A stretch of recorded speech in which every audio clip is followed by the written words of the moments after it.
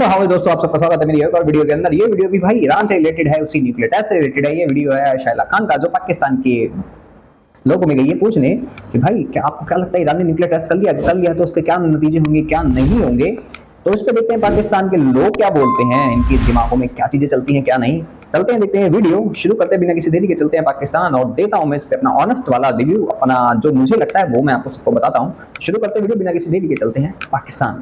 बिल्कुल, ये खबर सुनने में आई है कि ईरान ने न्यूक्लियर पावर को अब तरजीह देना शुरू कर दिया है। हाँ। और क्योंकि अगर देखा जाए तो इसराइल पे वो 2 अटैक अब कर चुके हैं। पहले उन्होंने ड्रोन भेजे, चलो जैसे कैसे मतलब वो कहते हैं कि यार वो वहाँ पे नहीं गिरे या मतलब हालातें सामने नहीं आई, मगर अब फिर उन्होंने 400 मिसाइल हैं फिर इसराइल की तरफ दागे हैं। हाँ, तो अगर इन हालात को देखा जाए तो अब ईरान लाजमी कुछ ना कुछ करता, क्योंकि इसराइल आखिर कब तक चुप बैठता। अच्छा। कि उन पे हमला कर रहे हैं ईरान बार बार। और ईरान ने तो कहा था, खुद ही फतवा जारी किया था कि ईरान एक मुस्लिम कंट्री है और न्यूक्लियर वेपन बनाना हराम है।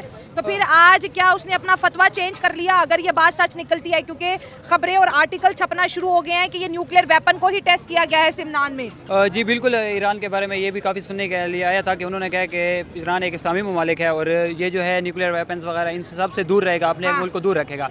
मगर आज की अगर ज़रूरत देखी जाए तो मैं कहता हूँ ठीक है, उन्होंने काफ़ी अच्छा काम किया। क्योंकि अब देखें ना, हम कहते हैं ना कि यार आजकल वो दुनिया नहीं रही कि कोई आसानी से मान जाए। अब इसराइल बार बार फ़लस्तीन पे हमला कर रहा है और जैसे भी है, चलो ईरान कहते हैं कि यार उन्होंने अपना पहले जो हमला किया था वो कहते हैं कि उन्होंने अपना बदला लिया है। हाँ, कि अपने लीडर जो उनके मरे थे उनका बदला ले रहे हैं। उन्होंने इसराइल मतलब ईरान एम्बेसी पे अटैक हुआ था, फिर ईरान कूदा था। आप क्या कहेंगे? पाकिस्तान के बाद दूसरा बड़ा एक मुल्क जो इस्लामिक है और पाकिस्तान का नेबर भी है, और अगर ये खबर सच है तो ईरान 10वां मुल्क बन गया है जिसके पास अब न्यूक्लियर यानी कि एटम बम है।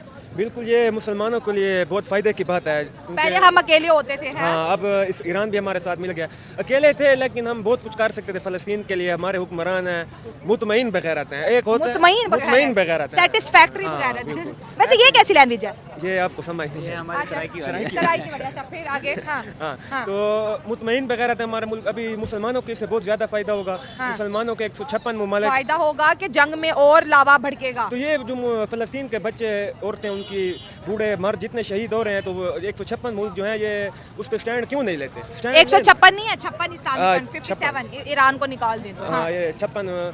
तो इसके लिए मुसलमानों को और मुसलमानों में जितने भी मुल्क हैं उन सब में से एक ही गैरतमंद मुल्क है और वो ईरान है। बाकी जितने ममालिक हैं किसी ने गैरत नहीं दिखाई। मुसलमान शहीद हो रहे हैं और मुसलमानों का खून बहा जा रहा है। कि अगर ईरान के पास एटमी पावर आ गया है तो इसराइल अटैक से रुक जाएगा या? अच्छा, इनको ये देखो, इनको ना ये जब भी कोई मुसलमान के साथ होता तब ये करते हैं, वो भी नॉन मुस्लिम जब करे तब, खुद करे तब नहीं।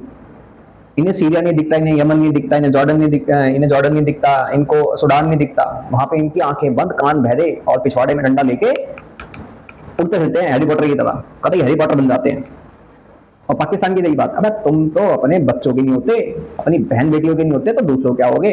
और ये जो अभी बड़े जश्न मना रहे हैं ना, मैं इनको रोता हुआ दिखाऊंगा अभी, ज्यादा नहीं, कुछ दिन बाद ही दिखाऊंगा। और ये भी दिखाऊंगा कि ये लोग ईरान को ठोक रहे हैं और यही लोग तालियां बजाता हुआ दिखाऊंगा मैं तुम्हें।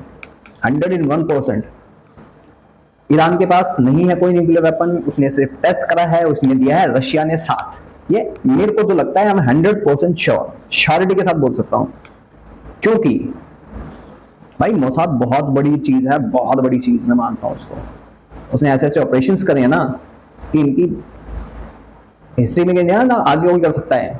ऐसे ऐसे वेपन्स होंगे उसके पास, ऐसी चीजें हैं ना, ये कभी जिंदगी में कुछ उखाड़ नहीं पाएंगे। उसके आसपास तिनके भर के भी नहीं है। तो मैं 100% श्योर कि भाई इसमें रशिया ने हेल्प करी है और इसलिए करा गया है ताकि ईरान अपनी सेफ्टी कर ले, क्योंकि रशिया इस जंग में नहीं उतर सकता। रीजन सबसे बड़ा है क्योंकि 2.5 साल से जंग में है वो, और वो इनको कभी टेक्नोलॉजी देगा नहीं। रीजन सबसे बड़ा ये है कि क्योंकि उसको भी कहीं ना कहीं पता है कि ये अगर पावरफुल हो गए तो कभी ना कभी रशिया पे हावी ना हो जाए, क्योंकि पीछे ही मॉस्को में ब्लास्ट हुआ था, सबको पता है इस चीज का। और ये भी दिखाऊंगा कि यही पाकिस्तानी तालियां पीटेंगे जब ईरान को ठोका जाएगा, ईरान को, और ठोकने वाले भी यही मिलेंगे तुम्हें। अटैक भी इनके F-16 से ही होंगे जो उनको भीख में मिले हुए हैं ना, $450 बिलियन। ये भी लिख के ले दो। और बड़े बूढ़े बच्चों की बातें करते हैं, लेकिन सीरिया के अंदर कितने मर चुके हैं अब तक इनको ये नहीं पता। वहां पे केमिकल वेपन्स यूज हो चुके, वो भी 2-2 बार।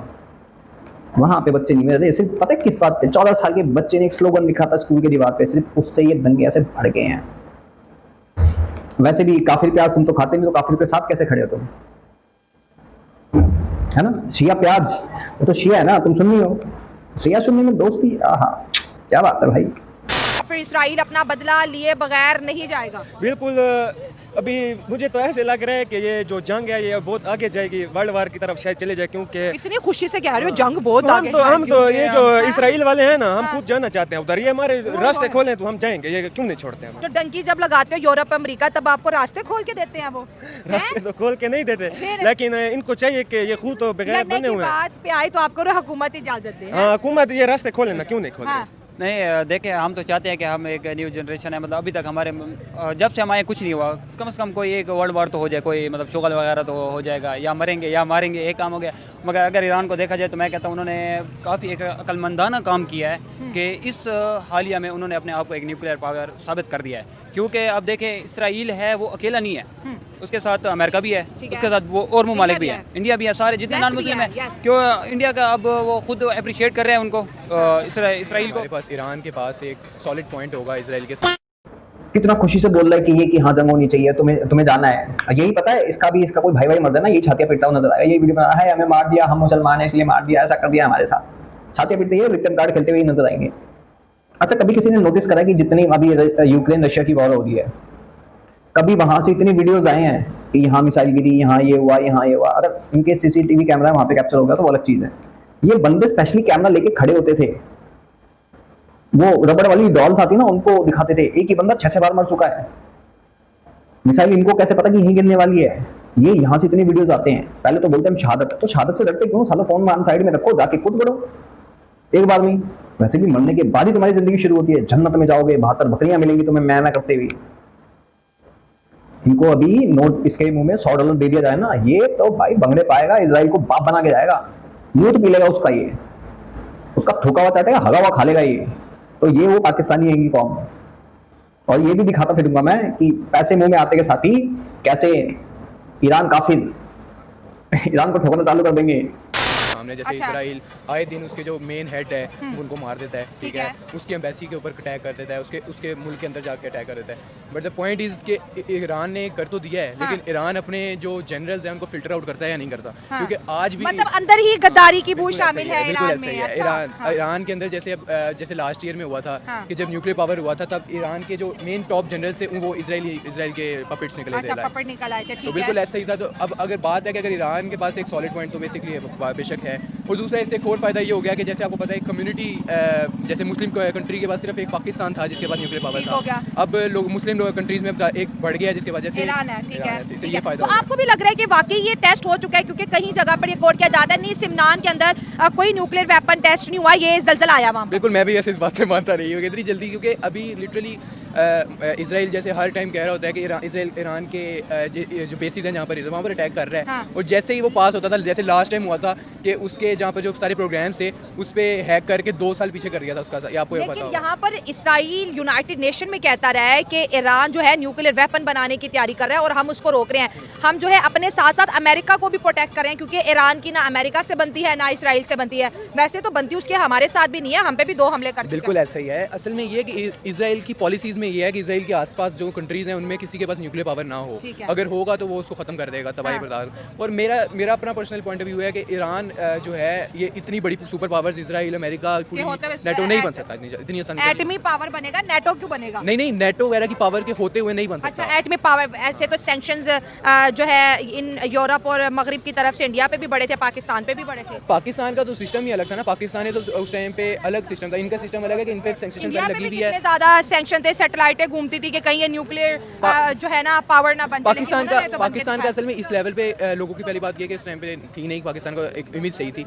ईरान की इमेज टेररिस्ट इमेज बन गई है कि वो एक टेररिस्ट लोगों को वो फंड देता है, ठीक है। और उसके अलावा ये पाकिस्तान का इतनी जल्दी पता नहीं लगा था, पाकिस्तान का जब पता लगा था तब तक तकरीबन 70 to 80% काम हो चुका हुआ था। ईरान का भी काम और नहीं। इंडिया ने भी जब बम धमाके कर दिए थे उसके पता बाद लगा था, तभी तभी पता पता लगा। दोनों कंट्रीज वैसे बड़ी स्मार्ट है। Okay, thank you so much. इस बंदे की बात से मैं थोड़ा सहमत हूँ कि हाँ भाई वो नहीं कर सकता। रीजन सबसे बड़ा यही है कि वहाँ पे हाँ अगर हुआ होगा वो तो टेस्ट के बाद ही पता लगेगा कि वहाँ पे न्यूक्लियर टेस्ट हुआ है कि नहीं, वहाँ की सॉइल चेक होगी, वहाँ की एयर चेक होगी, तो पता लगेगा कि वहाँ पे टेस्ट हुआ है कि नहीं हुआ है।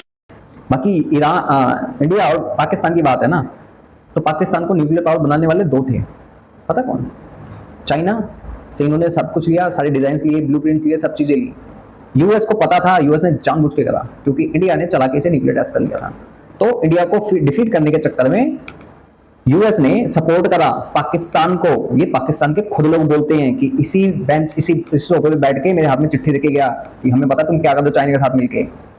तो ये यूएस ने करा था और यूएस ने सैंक्शन इसलिए लगाए थे कि ताकि वो पता ना लगे कि जैसे इंडिया के ऊपर सैंक्शन लगाए थे तो उसको लगे कि हाँ भाई सैंक्शन लगे हुए हैं, हमने भी पाकिस्तान के साथ ये किया। लेकिन यूएस को कहीं पता था इस चीज का, यूएस ने बनने दिया, नहीं तो नहीं बन पाते। और हाँ बात सही है इस बंदे की कि भाई वो नहीं बना सकता। जी यार ये सोचो ना, जिसके मतलब जहां से लॉन्चिंग पैड इसके उड़ जा रहे हैं वो न्यूक्लियर बम बना लेगा। वो सोचने वाली बात है ना, कैसे बना लेगा ये। कहीं ना कहीं मुझे लगता है अगर वहां पे न्यूक्लियर कुछ मिलते हैं, सबूत मिलते हैं, कुछ एविडेंसेस मिलते हैं, तो वो रशिया की हेल्प कहीं ना कहीं रशिया ने हेल्प करा है। आई एम 101% श्योर इस बात पे। बाकी आप सबको क्या लगता है कमेंट सेक्शन में जरूर बताएं। मैं चलता हूँ, मिलता हूँ आप सबको किसी और वीडियो में। तब तक के लिए जय हिंद, जय भारत। और इनको सोचने दो जो सोचना है, क्योंकि कल को रोने वाले हैं।